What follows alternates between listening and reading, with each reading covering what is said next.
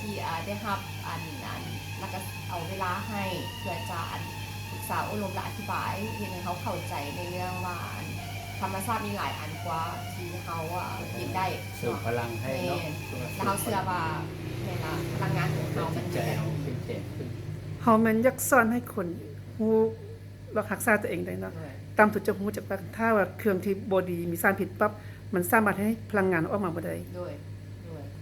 คันถ้าเฮาบ่ฮู้ตัวนี้นะไปปัวมั่วจังได๋ก็เป็นแบบนั้นเลยเข้าใจนะมื้อนี้ก็ได้เข้าใจหลายๆอันเพิ่มเข้าใจในเรื่องศาสตร์ธรรมชาติที่ว่าความรู้ตัวนี้บ่ได้มีมาก่อนแล้วก็ขอบใจโอกาสที่อาจารย์ให้เนาะที่ได้มาหาโดย